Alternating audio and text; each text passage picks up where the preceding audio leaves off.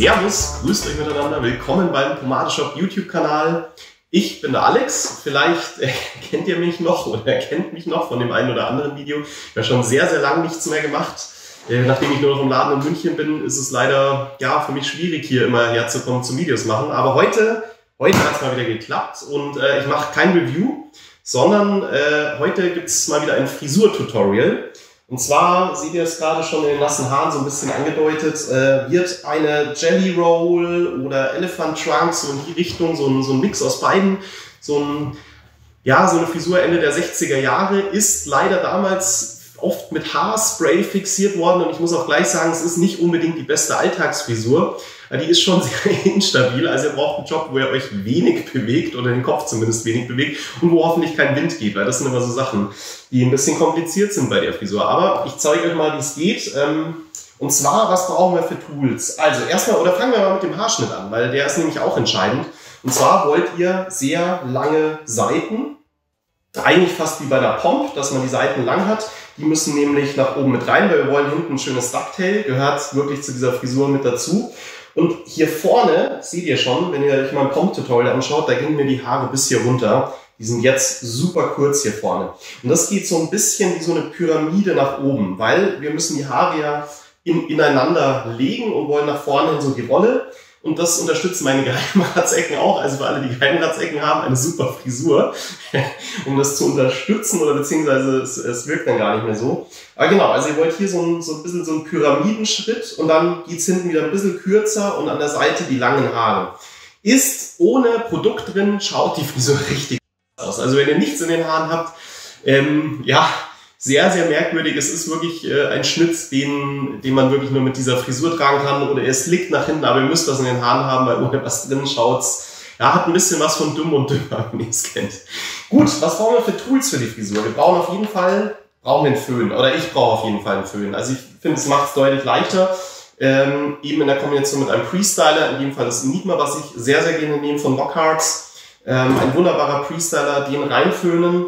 Bei mir so Alltagsrotation, Boon Grease, einer meiner liebsten Pomaden, habe ich ja auch schon ein Review zu gemacht, links oder rechts. Ich habe keine Ahnung, ich war so lange nicht mehr, ich weiß es nicht. Die kommt oben drüber, weil ein Enigma ist natürlich matt und wir wollen es halt schön glänzend. Ne? Und dann brauchen wir in dem Fall den Uppercut Quiff Roller, den wir auch im Sortiment im Shop haben, wird natürlich alles unten verlinkt. Und ich nehme dann noch dazu gerne den Herkules Griffkamm mit der schmäleren Zahnung. Das ist so, was bei mir jeden Tag zum Einsatz kommt und damit komme ich gut hin. Und dann starten wir mal mit dem Reinföhnen. Also bei mir persönlich sind es zwei Pumpstöße Enigma. Müsst ihr ausprobieren, wie viel eure Haare brauchen. Tastet euch langsam ran. Wenn man zu viel nimmt, ist das durchaus ein nicht ganz so optimales Produkt. Müsst ihr wirklich mal mit einem Pumpstoß anfangen, vielleicht einen halben und dann immer nachlegen und föhnen. Aber bei mir sind es inzwischen einfach diese zwei Pumpstöße. Ich habe sehr nasse Haare, also wirklich nur kurz abgetrocknet, damit sich das halt nochmal besser verteilt.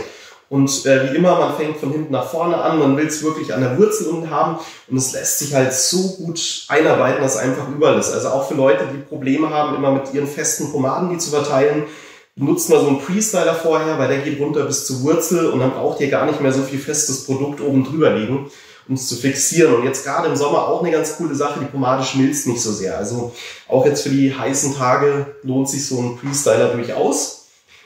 So, wenn ich es gut verteilt habe, merke ich schon an den Händen, die sind frei, kleben natürlich noch so ein bisschen. Mal kurz in ein nasses Tuch drücke ich es mir mal schnell rein, dann nehme ich meinen Föhn verschmodder. So, und dann föhnen wir das Ganze und dann zeige ich euch, oder beziehungsweise vielleicht legen wir einen Ton drüber oder irgendwas oder machen einen Untertitel, dass ihr nicht versteht beim Föhnen, oder ihr seht es wahrscheinlich auch ganz gut. Wir wollen es nicht zu heiß föhnen muss nicht sein, so mittlere Hitze.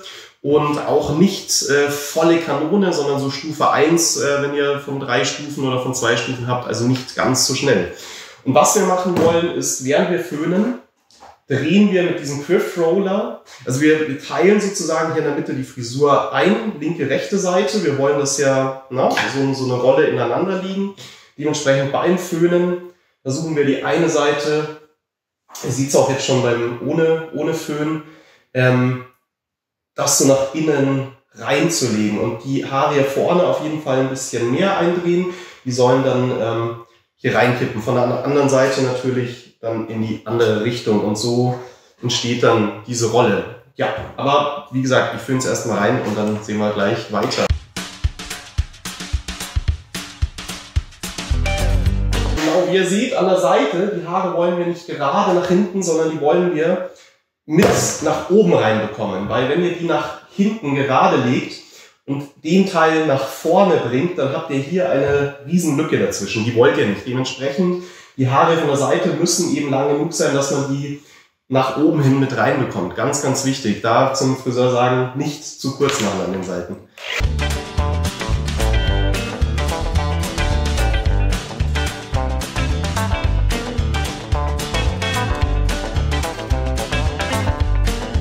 Wenn ihr nicht so dünne Haare habt wie ich und widerstandsfertigste Haare, nein, widerstandsfähigere Haare, dickere Haare, dann empfiehlt es sich, dass ihr es einrollt, warm anföhnt, dadurch werden die ein bisschen beweglicher, weiter anrollt und dann kalt nachföhnt. So fixiert ihr die wieder ein bisschen.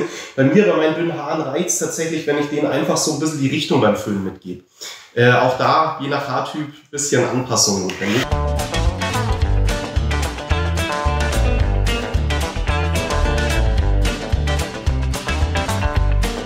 So, eine Seite fertig. Starten wir mit der anderen.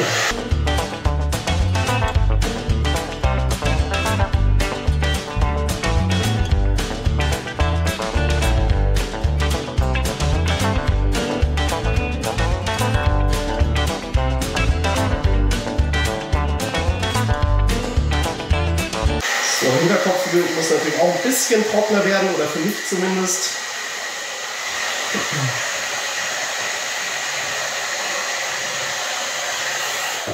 So, theoretisch könnte ich jetzt schon die Frisur bauen, aber wie ihr seht, es ist ziemlich matt und für mich gehört da ordentlich Glanz rein. Deswegen schmieren wir jetzt noch eine ölbasierte Pomade drüber. Aber ich zeige euch schon mal so, die Haare haben ja schon mal so ein bisschen die Grundform. Das heißt, wenn ich die Pomade reinschmiere, zerstört es wieder, aber die Haare checken schon mal so ungefähr, was wir von denen wollen, einfach durchs Föhnen. Und danach fangen wir an und legen die Haare von links nach rechts immer so ein bisschen ineinander. Na? Und das dann mit dem Kamm, bloß dass ihr schon mal so grob gesehen habt, immer von links nach rechts, dass das eben, wie ich gezeigt habe, so ein bisschen ineinander greift. Und dadurch kriegen wir so diese Elefantenrüssel, ne? Elephant Trunk Optik. Und ich zeige es euch hier jetzt schon mal im matten Zustand so ein bisschen, dass ihr schon mal seht. Wie gesagt, immer vorsichtig so mit der Spitze des Kamms, also nicht so voll reingehen, sondern ihr wollt ja immer nur eben einen kleinen Teil, dass sich das so ineinander zahnt.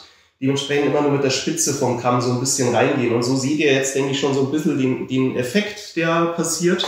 Und dann müssen wir natürlich schauen, dass wir das hier vorne noch ein bisschen vorgezogen bekommen. Das ist dann auch immer noch mal ein bisschen komplizierter, aber kriegen wir hin. Dann schmiere ich jetzt mal Pomade drüber. Wie gesagt, bei mir die guten Grease. Wenn ihr viel Build-up drin habt, reicht bei mir, dadurch, dass ihr ja gar nicht so einen extrem starken Halt wollt, ihr wollt ja, dass die Haare vorne so ein bisschen runterkommen, reichen mir persönlich auch für diese Frisur, gerade in der Kombination mit Pre-Styler, eine mittelfeste Pomade ganz gut, wenn ich noch ein bisschen was vom Vortrag drin habe. Aber heute war nicht mehr viel drin, deswegen nehmen wir doch mal die bisschen festere Goon Grease und gehen mal überall drüber. Muss es jetzt gar nicht so tief runterarbeiten, eben wegen dem Pre-Styler, deswegen kann ich auch von vorn nach hinten anfangen, weil ich es eher oben drüber lege, einfach für den Glanz. Ich muss es nicht mehr so krass runterarbeiten und das ist eben dieser Effekt auch nochmal von dem Pre-Styler, der es dann deutlich erleichtert. So. Mal überall. Hinterkopf vor allem, das Ducktail hinten soll richtig schön speckig sein und glänzen, so wie es sein muss. Ich entschuldige mich auch hier nochmal für den Ton, wahrscheinlich halt es wieder so ein bisschen, aber wir haben leider noch keine Lösung gefunden, wie wir ihn rausbekommen. Tut mir leid dafür, aber ich glaube, es ist die Bilder sind gerade wichtiger als das Sprechen.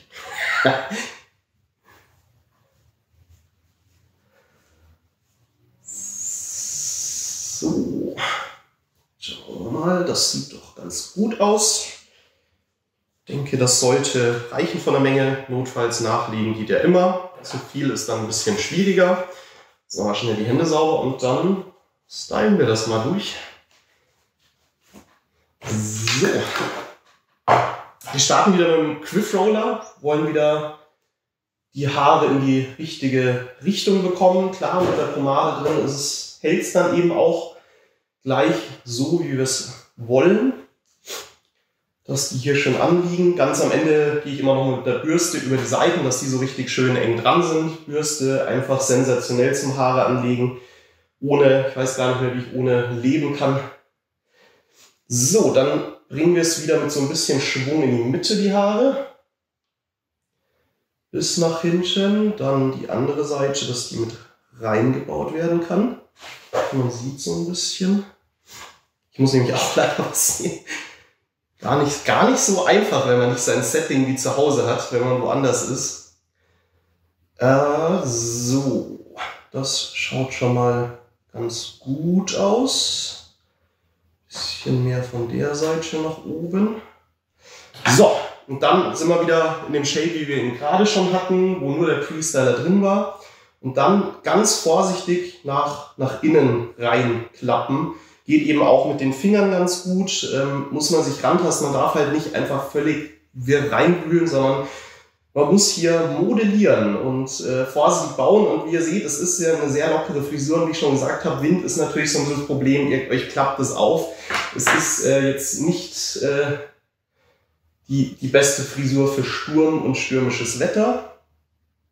Aber ich finde sie einfach so cool. Und bei mir im Pomade Shop München im Laden habe ich jetzt auch nicht so viel Wind, dass das sehr gut funktioniert für den Tag über. So, schauen wir mal. Ja, das passt ganz gut soweit. Theoretisch könnten wir jetzt uns nur eine Rolle hier oben bauen, indem wir jetzt einfach nur noch die Haare so ein bisschen rund basteln. Ups. Immer wieder von links nach rechts und dann kriegt man hier so ein bisschen eine Rolle. Ich will aber eher so diesen Elefantschwank. Deswegen, ich habe die jetzt schon mal so ein bisschen rund nach vorne gebracht. Und jetzt ziehe ich sie vor. Dazu greife ich mit der Zahnung des Kamms rein und ziehe es mir nach vorne vorsichtig. Auch da wieder nicht mit viel Kraft, sondern wirklich mit viel Gefühl. Dann hier oben der Spalt, der dann immer wieder entsteht, durchs Vorziehen, dann sofort wieder vorsichtig nachkämmen, dass die Lücke geschlossen ist. Und das muss man jetzt so lange machen und gucken, wie dicht die Haare von einem sind, bis zu welchem Punkt es denn möglich ist, das Ganze nach vorne zu ziehen. Wie gesagt, jetzt in meinem Fall helfen meine Geheimratsecken, dass es so ein bisschen elefantenrüsseliger ausschaut. Wenn ihr eine gerade Haaransatzlinie habt, dann ist es natürlich vielleicht ein bisschen anders, als es jetzt bei mir ist, aber Learning by Doing. Ich meine, ich stand auch den ersten Tag locker eine halbe, dreiviertel Stunde im Bad und habe dann vor mich hingekämmt, bis ich es genauso hatte, wie ich wollte. Und es wird dann jeden Tag besser und einfacher und schneller. Und es sind klar, die Bad Hair Days sind nach wie vor dabei, wo man sich viel schwerer tut, aber meistens klappt es eigentlich ganz gut. So grob von der Richtung stimmt schon mal alles. Immer vorsichtig von links nach rechts und wieder nach vorne ziehen. Kann dann auch mal das komplette Büschel nach vorne ziehen. So. Genau, ich will euch jetzt nicht mit absolutem Perfektionismus langweilen. Aber ich denke, so im Groben und Ganzen sieht man schon, wie das Ganze aussehen soll. Man kann jetzt, wie gesagt, immer noch weiter probieren vorzuziehen, immer vorsichtig, so weit, wie man es denn haben möchte. Aber einfach, dass ihr mal so grob die Frisur seht, wie man sich die dann so macht. Und jetzt passt es ja soweit nach vorne hin. Jetzt bauen wir uns nach hinten noch unser Ducktail. So, wir machen den Hinterkopf. Da nehme ich mir unseren kleinen Taschenspiegel von Sweet Georgia Brown natürlich. Und dann gucke ich es mir mal an. Ihr könnt auch natürlich eure Handykamera gedreht, so mache ich es zum Beispiel zu Hause, weil da habe ich immer einen größeren Winkel und sehe mehr vom Hinterkopf, aber auch so geht es. Und dann schauen wir es uns mal an.